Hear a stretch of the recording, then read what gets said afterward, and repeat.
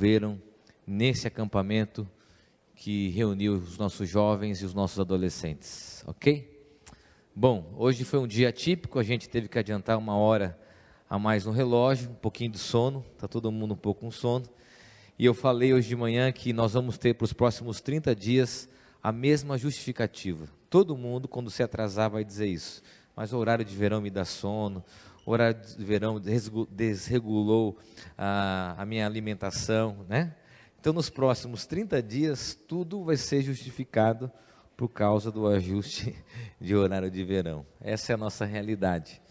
E quando a gente olha para a nossa realidade, especialmente para o final do ano, nós estamos nos aproximando do final do ano, o mês de novembro traz essa mensagem de que o ano está acabando. A gente percebe isso não só pelo mês de novembro, mas porque você vai no supermercado, por exemplo, e encontra panetone já sendo vendido, né? Você encontra já o cardápio da ceia de Natal, você encontra as lojas vendendo decorações de Natal e a gente já tem essa sensação de final de ano. Bom, diante dessa sensação trazida por essa época, parece que muitos de nós se colocam diante de duas situações ou de duas atitudes. Um grupo de pessoas vai correr para completar as suas etapas, aquilo que eles julgam ser importante, e alcançarem os seus objetivos, ok? Tem muita gente aqui ainda correndo para salvar o ano, correndo para bater a meta de venda, correndo para entregar um trabalho de faculdade, correndo para fazer as provas, correndo, de alguma forma, ainda tentando salvar um ano muito difícil. Para essas pessoas, elas enxergam esse final de ano como os últimos 100 metros da corrida. Elas ainda estão correndo, na expectativa de que vão ter uma boa posição no pódio do ano. Porém, a grande maioria, eu tenho que dizer isso, porque isso é um extrato do nosso comportamento, a grande maioria de nós já começa a criar a expectativa do próximo ano. E quando nós fazemos isso, nós vamos protelando para o ano que vem novos projetos, novos hábitos e as mudanças necessárias para a nossa vida. Um exemplo talvez maior disso seja a dieta. Agora não dá mais tempo, só em janeiro. O equilíbrio financeiro, pagar as contas, equilibrar as finanças de casa. Puxa, esse ano já não dá mais, já estourei o cheque especial, já comprometi meu orçamento, meu 13º, só o ano que vem. Parece que há um sentimento humano que faz com que a gente sempre repita sistematicamente essa sensação de criarmos justificativas para protelarmos, para procrastinarmos as coisas que precisam acontecer na nossa vida hoje, agora, para que elas só aconteçam no próximo ano. Então muitos relaxam, porque já tem a justificativa de que o ano novo está vindo, e que essas mudanças só serão realizadas a partir do dia 31, às 11h59. Agora, nessa linha de chegada, nós temos que fazer essa opção. Compreender que ainda é tempo, ainda há a possibilidade de enfrentarmos alguns desafios para completarmos as nossas tarefas, ou simplesmente entrarmos naquilo que a gente chama de empurrar com a barriga, para que esse ano termine logo, um ano de Copa do Mundo, um ano de eleição, ainda vivendo esse clima de polarização. A gente quer dizer o seguinte: puxa, a gente não vê a hora que acabe logo e comece um ciclo novo. Qual a opção que você e eu nós temos diante desse mês de novembro? Eu quero partir de uma reflexão bíblica, lá de Êxodo, capítulo 8, do versículo 1 ao versículo 15. Ler com você uma narrativa e uma história bíblica que podem trazer princípios para a nossa vida diante dessas duas opções. A história bíblica diz assim, eu queria que você acompanhasse pela projeção, pelo seu celular, pela sua Bíblia, o que o texto nos diz. Depois o Senhor Deus disse a Moisés: vá falar com o rei e diga que o Senhor está dizendo a ele o seguinte: deixe que o meu povo saia do país a fim de me adorar. Esse texto, um parênteses, ele está retratando a respeito das 10 pragas do Egito, para que o rei, o faraó, liberte o povo que estava escravo, numa condição de escravidão do Egito, e vá em direção à terra prometida, um local prometido por Deus. Então nós estamos aqui nesse texto no início da segunda praga. A primeira praga é quando os rios e as águas são transformadas em sangue. O faraó não atende, o faraó não ouve o pedido de Moisés e continua com o coração endurecido, e o texto aqui relata o início da segunda praga. Se você não deixar, eu castigarei o seu país, cobrindo-o de rãs. O rio Nilo ficará cheio de rãs, e elas sairão dele, e entrarão no palácio do rei, no seu quarto, na sua cama, nas casas dos seus funcionários e do seu povo, e até dentro dos fornos, das bacias de amassar pão. As rãs pularão em cima de você, do seu povo e de todos os seus funcionários. Eu sei que para alguns só a narrativa já dá aquele asco de você imaginar a cena. O Senhor Deus disse ainda a Moisés: diga a Araão que estenda o bastão sobre os rios, os canais e os poços, e faça com que as rãs saiam das águas e cubram toda a terra do Egito. Aí Arão estendeu a mão sobre as águas do Egito, e as rãs saíram das águas e cobriram todo o país. Porém os mágicos, com as suas artes, fizeram a mesma coisa. Eles também trouxeram rãs sobre a terra do Egito. Então o rei mandou chamar Moisés e Araão e lhes disse: peçam ao Senhor Deus que livre a mim e o meu povo dessas rãs, e eu deixarei que o seu povo vá e ofereça sacrifícios a ele. Moisés respondeu: terei muito prazer em levar o seu pedido. Diga, quando é que o Senhor quer que eu peça a Deus em seu favor, em favor dos seus funcionários e do seu povo, para que as rãs sumam do seu palácio e das casas e fiquem somente no rio? O rei respondeu: orem por mim amanhã. E Moisés disse: ó rei, vou fazer como pediu, e assim o Senhor ficará sabendo que não há outro Deus como o Senhor, nosso Deus. O Senhor, os seus funcionários e o seu povo ficarão livres das rãs. Só no rio Nilo é que haverá rãs. Moisés e Araão saíram do palácio do rei, e depois Moisés pediu ao Senhor que retirasse as rãs que ele havia mandado contra o rei. E o Senhor atendeu o seu pedido. As rãs que estavam nas casas, nos quintais e nos campos morreram. Os egípcios fizeram muitos montes de rãs, e um cheiro horrível se espalhou pelo país inteiro. Quando o rei viu que as rãs tinham morrido, continuou teimando, como o Senhor tinha dito, e não atendeu o pedido de Moisés. De Moisés e Araão. Um dos fatos relacionados ao êxodo dos israelitas são as 10 pragas que Deus enviou ao Egito. Cada praga representava uma divindade. Cada praga representava um Deus que era adorado pelo povo egípcio. Quando você estuda e você vai ver as 10 pragas que Deus envia, não como um castigo, mas como uma represária ao fato de que Faraó, o rei, não permitia que o povo fosse embora, fosse liberto da escravidão, cada praga era uma alusão a uma divindade daquela cultura. No caso das rãs, a divindade, a deusa, era a Iquete. A Iquete era atribuída a ela a divindade e a fecundidade, o nascimento. Agora, um fato interessante é que Deus, ao enviar essas pragas, estava fazendo com que o povo visse os símbolos religiosos, sagrados da adoração deles, mas o transtorno e o desconforto, o incômodo que essas pragas geravam aquelas pessoas. Isso era uma contradição. Como eles adoravam algumas coisas que traziam tanto mal-estar, doença, enfermidade e desconforto. É claro também que se a gente olhar para o movimento das 10 pragas, a gente percebe um ciclo de desequilíbrio ambiental causado por cada praga. Pedagogicamente, eu posso dizer que cada ciclo está relacionado, ou cada praga, a um ciclo ambiental de desequilíbrio.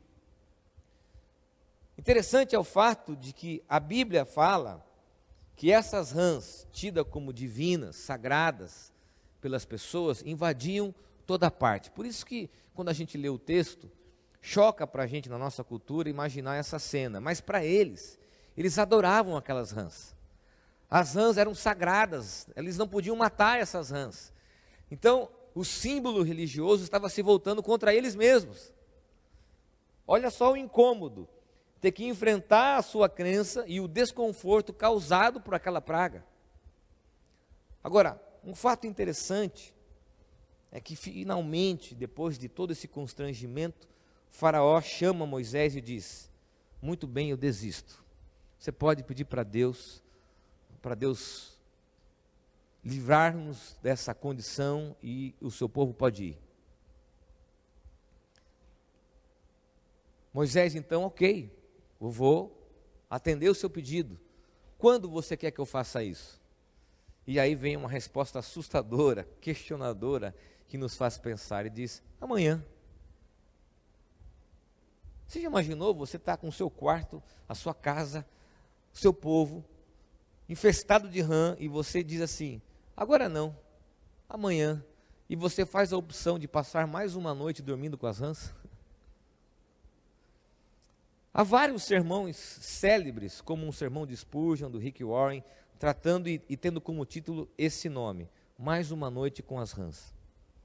Agora, nós da equipe, pensando nisso, fomos tentar responder o porquê que o Faraó tem essa atitude de não querer mudanças naquele momento e pedir para que Moisés ore, libertando daquela condição da praga apenas no outro dia. Por que disso? Por que da reação dele? Porque talvez seja um extrato do nosso comportamento, porque nós fazemos isso em todo o tempo. Você e eu temos o hábito de deixarmos para depois as mudanças que nós sabemos ser boas e importantes para nós hoje.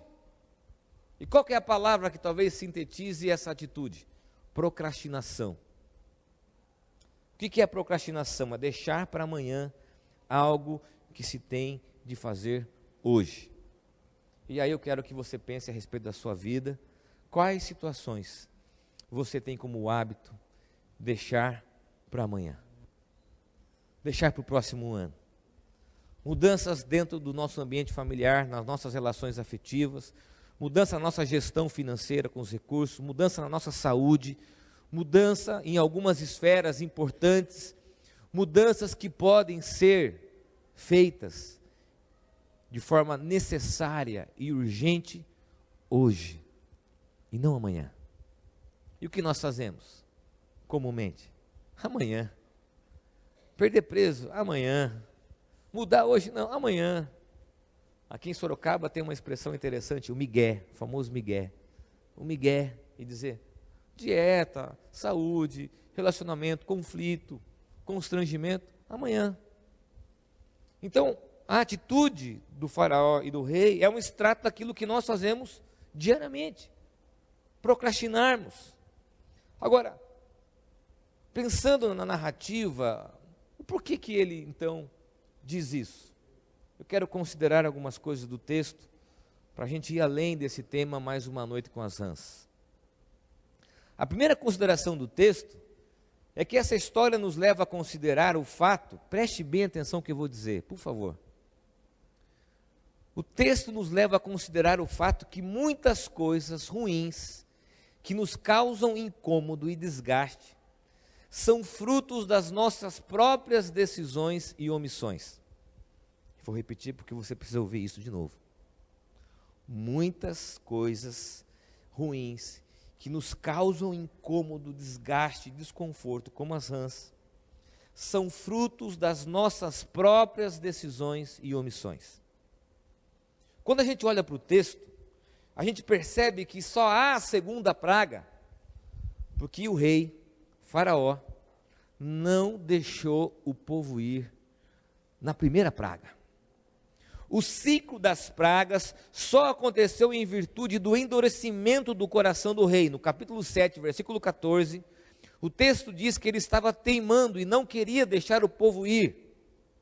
E mesmo diante da primeira praga, quando a água vira sangue, depois da narrativa, ele manda um grupo de mágicos, e aqui alguns estudiosos não sabem traduzir corretamente como cientistas, estudiosos, mas a tradução é mágico, reverter o quadro da primeira praga, e esses estudiosos, esses mágicos, conseguem reverter.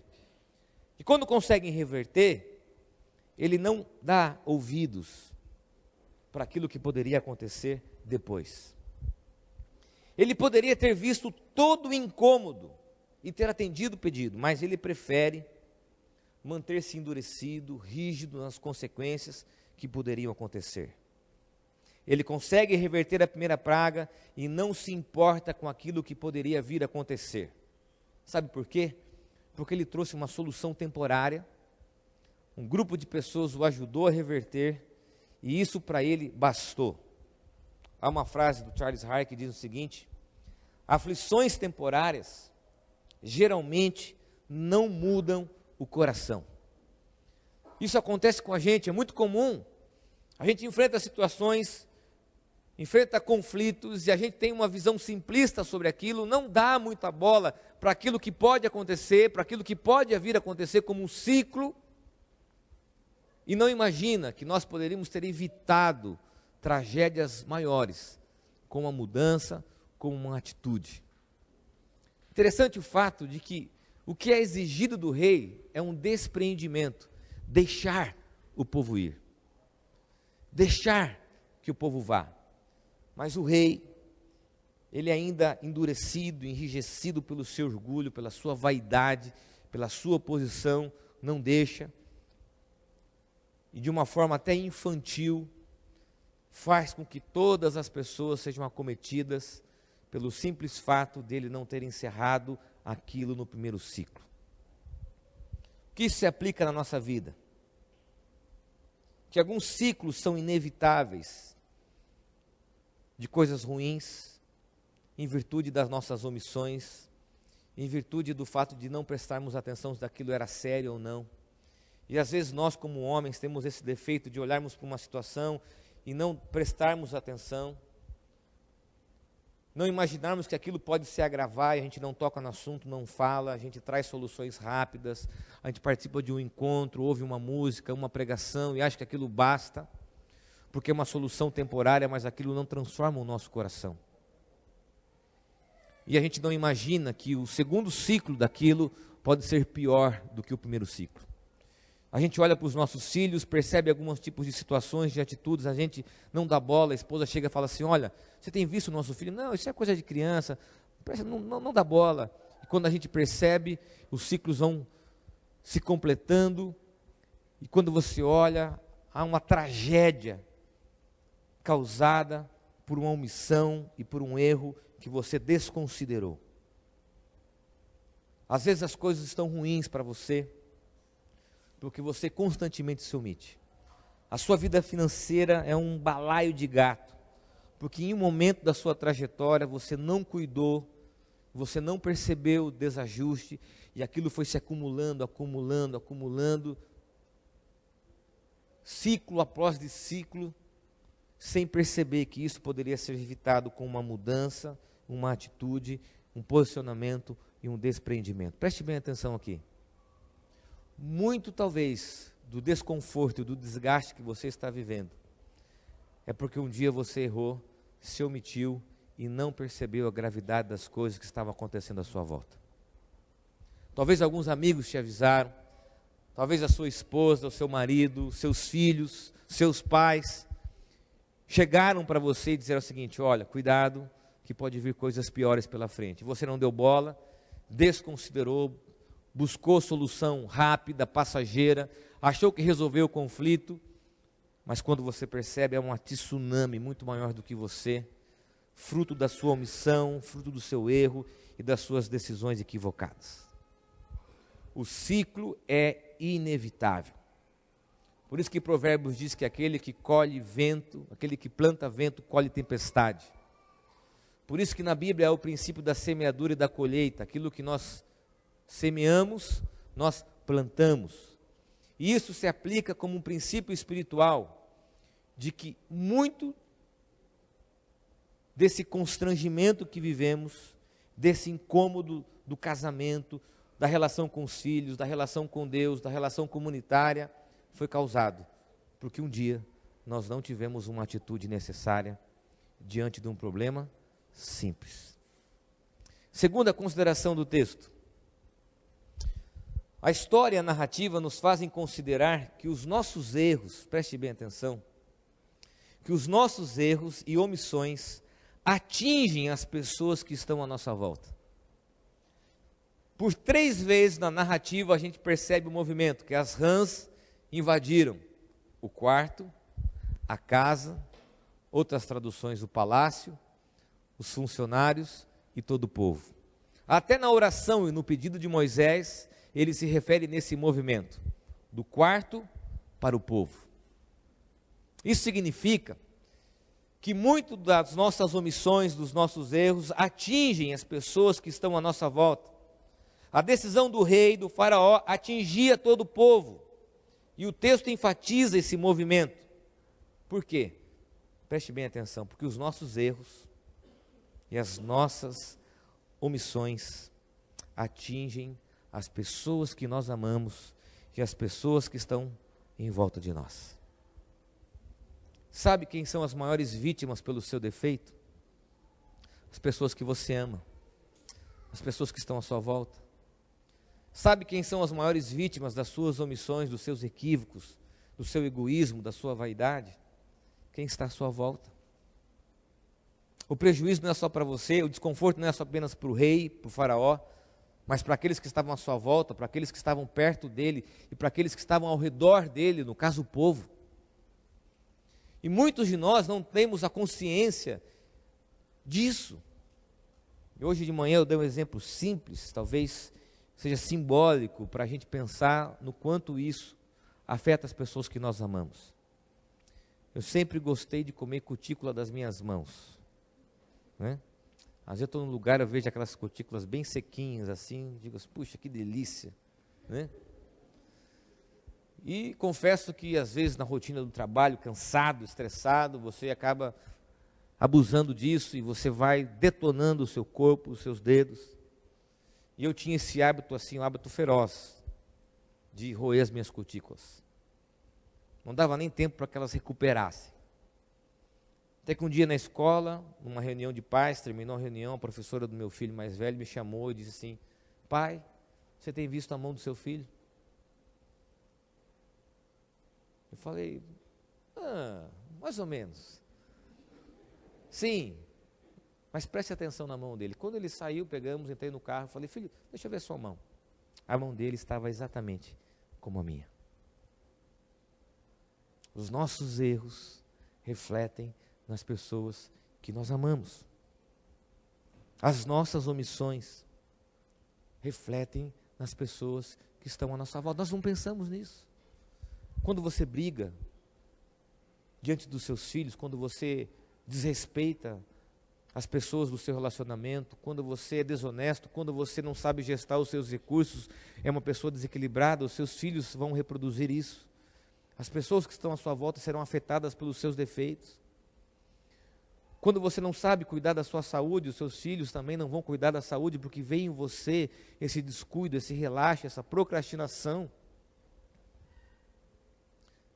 Pare para pensar nisso. Pare para pensar no quanto o que você faz e o que você deixa de fazer afeta as pessoas que estão à sua volta. E as consequências são trágicas.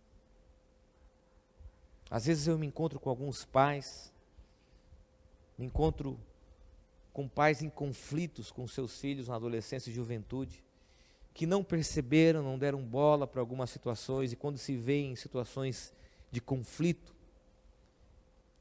e a gente coloca diante deles o fato de que esse conflito é fruto das próprias atitudes geradas no ambiente do lar, os pais ficam assustados, porque na maioria das vezes eles querem se tornar irresponsáveis, ou seja, isso não é culpa minha, Isso é culpa sua. Não é assim nas relações? Você que é culpada disso. E nós não assumimos que, na verdade, isso é fruto das nossas omissões, dos nossos erros. Pensa comigo aqui. O que você tem feito e o que você tem deixado de fazer que afeta a vida das pessoas que você ama e que estão em volta de você. Tim Keller diz que uma das maiores expressões de amor é a disposição de mudar. Se Faraó, se o rei tivesse um pouco de sensibilidade, perceber o desconforto que as pessoas que ele amava, as pessoas que serviam a ele, as pessoas que estavam ao seu lado e o seu povo estavam sofrendo, ele diria o seguinte: pode levar esse povo, pode liberá-lo, porque para mim o mais importante é o bem-estar deles. Eu quero que eles se livrem desse incômodo, mas ele não faz isso. Ele enrijece o seu coração pensando na sua vaidade, pensando no seu status, pensando naquilo que ele tinha como rei. E uma das coisas que pesavam nessa situação era o fato de que deixar o povo ir era uma quebra econômica, haveria um prejuízo econômico, social, porque o Egito perderia sua mão de obra, perderia pessoas que estavam no enquadramento social de serviço, de escravidão. Ele pensa apenas no prejuízo que o povo teria perdendo os seus escravos, ele não pensa no bem-estar das pessoas, ele não pensa no prejuízo que as pessoas têm, ele pensa tão somente no seu poder, no seu status político e no prejuízo que aquilo poderia gerar para o seu governo. Muitos de nós agimos assim. Nós colocamos a nossa carreira, nós colocamos o nosso cansaço, nós colocamos as nossas atitudes, justificamos tudo isso, nem que para isso as pessoas que nós amamos paguem o preço por aquilo que fazemos. Terceira e última consideração do texto. A história que nós lemos mostra a capacidade humana de acharmos que as coisas podem ser resolvidas por si só. Sabe por que Faraó responde a Moisés que só amanhã ele poderia orar para que as rãs fossem embora? Porque ele achava que as rãs poderiam ir embora sozinhas, naturalmente. Ele achava que no período da noite, que era habitual, no período da noite as rãs voltassem para os rios, isso poderia acontecer e livrá-lo do constrangimento e da obrigação para com Deus e para com Moisés. Quando ele responde isso, é porque ele ainda acha que dá tempo, numa noite, de que as rãs voltem sozinhas para os rios e que livrem ele desse constrangimento político, moral, social. Isso acontece com a gente. A gente espera uma solução mágica. A gente espera que as coisas se resolvam por si só. Procura um terapeuta. Não precisa, se resolve por aqui. Procura ajuda para o seu filho. Não, imagina, a gente se resolve por aqui. Procura um consultor, um conselheiro financeiro para te ajudar nas suas finanças. Não, a gente sempre dá um jeitinho. Procura um médico para cuidar da sua saúde. Não, a gente sempre se resolve. Procura na internet uma receita mágica, um chá milagroso. As coisas se resolvem por si só. Não, as coisas não se resolvem por si só. Você precisa de uma intervenção na sua vida. Uma das coisas que pegava para o coração do rei é que o povo e eles não podiam matar as rãs, porque elas eram objetos de adoração. Sabe o que isso significa? Que muitas coisas que nos incomodam, nós não temos a coragem de mudar porque elas se tornaram sagradas. Não pode mexer nisso. Não posso tocar nisso, isso é sagrado. A rã está pulando no seu rosto, você está dormindo com aquele desconforto. Eu sei que é difícil de imaginar a cena para alguns, né? Causa aí um arrepio, causa um asco. Mas era exatamente isso que acontecia e as pessoas não podiam matar as rãs, porque se elas matassem as rãs, elas seriam amaldiçoadas, segundo aquilo que elas acreditavam. E isso fez com que eles não tocassem nas rãs, porque aquilo era sagrado. E isso acontece na nossa vida, quando a gente não muda áreas e não toca em assuntos sagrados, o elefante dentro da sala, e você não fala do conflito do seu casamento, do sentimento que você está guardando há anos, ninguém toca no assunto, ninguém se enfrenta, ninguém coloca o coração para fora, achando que as coisas podem ser resolvidas por si só. Você precisa de uma intervenção na sua vida e de ajuda e dizer o seguinte: Senhor, deixa o povo ir, se desprender e reconhecer que você precisa de ajuda e de apoio, porque as coisas não vão se encaixar, se ajeitar como você espera que as coisas aconteçam. Talvez muitos casamentos precisam dessa mensagem nessa noite. Nós vemos uma geração onde os homens são omissos, se escondem das suas responsabilidades. Os homens se silenciam diante dos conflitos e as mulheres percebem isso, estão à frente, porque vêm homens omissos, e omissão causa mal-estar e prejuízo para as relações. Nós precisamos olhar para essa realidade e compreender de que todo esse mal-estar gerado na nossa vida não podem ser resolvidos por si só. E aqui eu quero pontuar a proposta inicial. O ano que vem não vai mudar a sua vida. Você pode comer vários pratos de lentilha. Você pode usar a cor branca. Você pode pular 7 ondinhas. Você pode fazer o que a internet vai dizer para você fazer. E o programa da Fátima Bernardes com certeza vai dizer para você. Isso não muda a vida de ninguém. O que você vai fazer é procrastinar uma mudança que precisa ser hoje. Quando você quer que as rãs saiam da sua casa, do seu quarto, do seu palácio, do seu povo? Amanhã? Ou hoje? Quando você quer que as mudanças aconteçam na sua vida? Amanhã ou hoje? Quando você vai colocar para fora conflitos que precisam ser resolvidos? Hoje. Quando você vai enfrentar situações que precisam ser resolvidas, tratadas, curadas, porque o tempo não trata e o tempo não cura nada. Essa é uma das grandes mentiras. O que cura é colocarmos diante da luz de Deus e da graça de Deus a possibilidade de que Ele intervenha e traga cura. Só Deus pode acabar com as rãs e mexer naquilo que é sagrado para nós. Por isso que Tim Keller diz que como você muda o seu comportamento, mude o que você mais adora. Talvez o trabalho, e você justifica isso em casa, mas é o meu trabalho. Talvez a sua família diz, mas é a minha família. Talvez você chegue e diga, mas é o meu temperamento. E nunca reconhece que a adoração é como oferecer tudo o que você é a alguma outra coisa. Você precisa se livrar de algumas coisas sagradas na sua vida que estão gerando incômodo e reconhecer que só Deus pode intervir na sua história. Eu quero terminar essa mensagem concluindo da seguinte forma.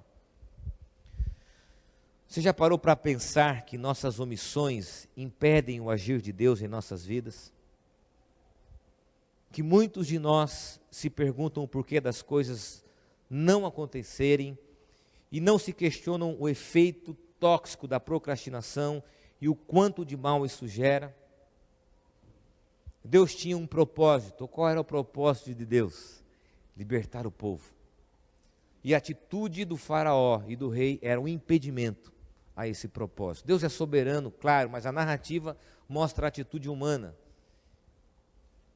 de um homem tido como um homem e um Deus, porque o faraó tinha essa percepção de que ele também era divino, que poderia se colocar como um impedimento para aquilo que Deus tinha como propósito, libertar o povo do Egito. Deixa eu dizer algo para você, a sua procrastinação, a sua protelação, o seu migué de não enfrentar situações da sua vida, muitas vezes se torna um impedimento para que Deus faça mudanças e transforme o seu coração e as pessoas que estão à sua volta e mude algumas realidades. E quem pode fazer isso? Cristo. E aqui nós olhamos para o texto a partir de Jesus. Jesus é o único que tem o poder de fazer essas mudanças em sua vida. É o único que pode nos dar força para começar e continuar. É o único que pode nos dar poder para libertar dos grilhões da morte, do pecado e dos grilhões da protelação e da procrastinação. Porque o Evangelho tem como base, como essência, mudança de vida. Olha que interessante.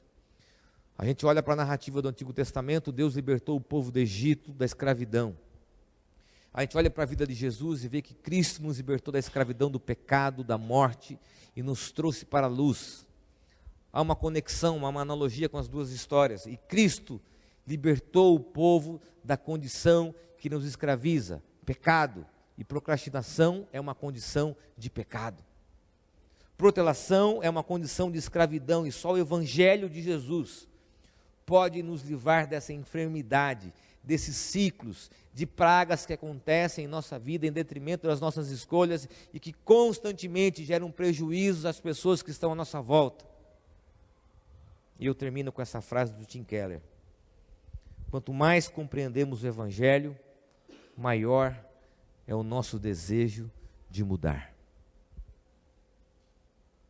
Você precisa mudar, enfrentar. Talvez, nós estamos hoje dia 4 de novembro, não é verdade? Você olha assim, pastor, nós temos aí talvez 40 dias úteis. Você diz, não dá tempo, não procrastine. Pastor, eu não quero falar sobre isso. Fale, trate. Pastor, deixe que as coisas se resolvem do meu jeito. Esses dias eu ouvi uma coisa interessante, que tem muitos casais que acham que uma das formas de resolver o casamento é encostar o pé no outro na hora de dormir. Dorme brigado e vai lá de noite, encosta o pé gelado no outro e faz um cafuné de pé, um carinho de pé que chama, né? E acha que isso resolve. Isso não resolve. Mudar de assunto não resolve. Mudar de cidade não resolve. Mudar de igreja não resolve. Mudar de relacionamento não resolve. Isso tudo é procrastinação para enfrentarmos as rãs que estão pulando em nós, no nosso quarto, na nossa casa, e que constantemente causam incômodo, e que nós não temos a atitude de reconhecer que precisamos da intervenção de Deus. Senhor, livra-nos das rãs. Eu deixo o povo ir. Eu desapego, vamos usar uma palavra contemporânea, para que a tua vontade e o seu propósito se cumpra na minha vida. Feche os teus olhos, eu quero orar com você.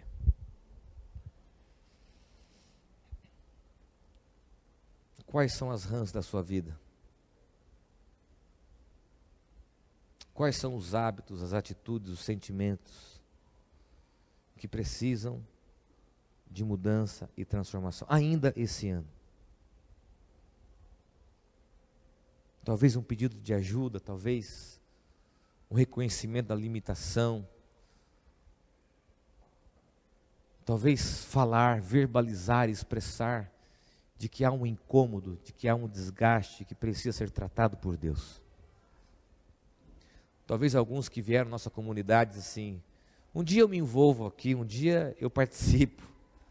Talvez o ano que vem e você procrastina e você protela e as coisas não acontecem na sua vida porque você tem sempre como um hábito deixar para amanhã e não se livrar das rãs hoje. O ciclo natural do desequilíbrio ambiental é que cada praga traz uma outra praga.